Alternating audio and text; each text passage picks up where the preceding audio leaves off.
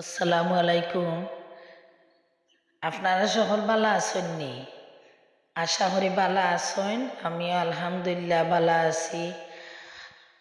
তো আজকে সকালে উঠিয়া নিয়ত করলাম যেন একটা ভিডিও ছাড়ি দিমু আর আপনার লগে শেয়ার করমু। ভিডিওটা আসলে কালকে দুপুরে করছিলাম, কিন্তু দুপুরে সময় পাইছি না ভিডিওটা এডিটিং করার ছাড়ার।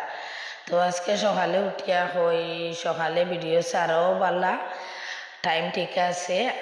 আর ভিডিওটা মানে এডিটিং সবটা মোটামুটি সকালেও ভালো লাগে সবটা আমার করতে।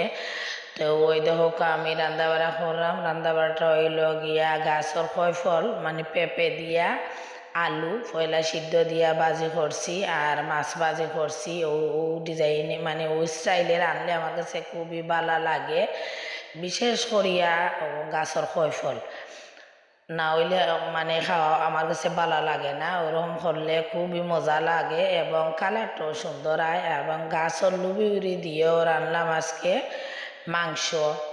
ওই ধোকা মুরগির মাংস আর গাছের লুবি উড়ি কয়েকটা ধরে খুব সুন্দর লুবি উড়ি, ওগুলা নিয়ে আমি অতটা নাই ধরো কাজ হয়ে গেছে 7 গেছা লুবি উড়ি, অনেক লম্বা লম্বা লুবি উড়ি হয়।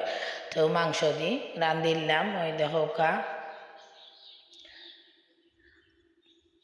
তো আজকের ভিডিওটা আপনারা যদি ভালো লাগে লাইক কমেন্ট শেয়ার করবা আর কমেন্ট করিয়া জানাইবা যেন আমার রান্না বাড়াটা আপনারা কাছে কিলা লাগে।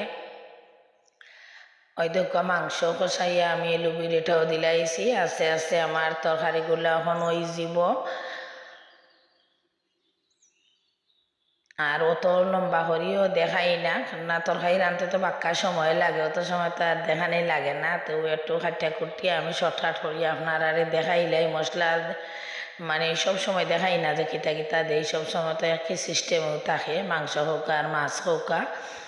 তো ওই দেখোকা আমার তরকারিটা আস্তে আস্তে মানে খসানি হয়ে যাইরো। আলু বইরে দিয়ে মাংস রানলে আমার কাছে ভালোও লাগে। আলু দিয়ে খাইতে খাইতে মানে আর ভালো লাগে না বাচ্চাইন তোর। তো আলু বইরে দিয়ে রান্ধি। ভালো থাকা সকল। আসসালামু আলাইকুম।